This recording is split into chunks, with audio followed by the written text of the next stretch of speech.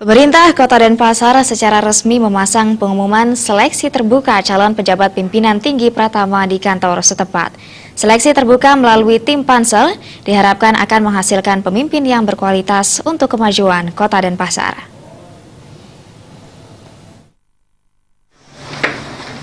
Pemerintah Kota Denpasar secara resmi mengumumkan tentang seleksi terbuka calon pejabat pimpinan tinggi Pratama. Seleksi terbuka ini melibatkan tim pansel yang berjumlah 9 orang dari unsur pemerintah Kota Denpasar, serta tokoh masyarakat dan akademisi, dan diketuai oleh Sekda Kota Denpasar, Anagung Ngurah Rai Iswara.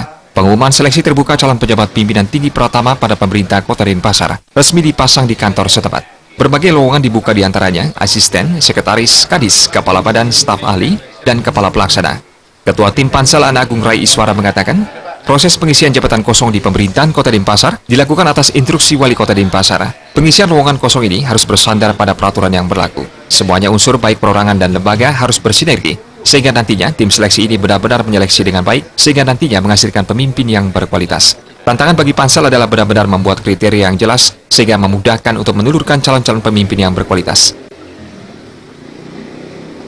Atas bimbingan Bapak Wali Kota, Pak Wakil, selama proses ini bisa berjalan dengan baik dan lancar, dan kami diberikan suatu kewenangan penuh oleh Pak Wali Kota untuk menyajikan yang terbaik, sehingga pada akhirnya proses ini ada 3 nanti nama yang kita setorkan kepada Pak Wali Kota.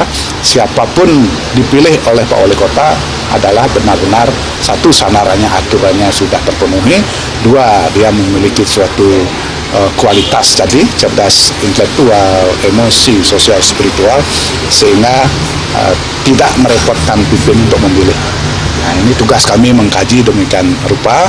Di samping dia memiliki suatu kecerdasan intelektual, ya nanti dia harus mampu meningkatkan kecerdasan emosi dan kecerdasan sosial spiritual dalam membangun Kota Denpasar ini.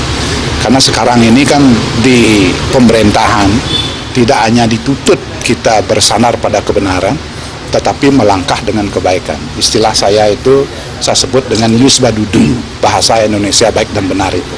Kami menghimbau kepada kita semua, termasuk para peserta nanti, ragu ya, apalagi ragu-ragu tolong ditanyakan dengan baik. Kami membuka diri, jadi kami buka sekretariat di BK PSDM ya, di bawah pimpinan Pak Mester, dan teman-teman di sana akan siap. Pemimpin yang berkualitas juga dituntut memiliki kecerdasan intelektual, serta memiliki kecerdasan emosi dan kecerdasan spiritual dalam membangun Kota Denpasar. Kota Denpasar tidak hanya dituntut bersandar pada kebenaran, tetapi harus bisa melangkah dengan kebaikan. Harapannya, pada akhir dari proses ini, sosok-sosok berkualitas dihasilkan yang akan diajukan ke Wali Kota. Seluruh peserta dihimbau jika nanti memiliki keraguan, bisa menanyakan atau berkoordinasi langsung pada tim pansel. Ratna Bali TV.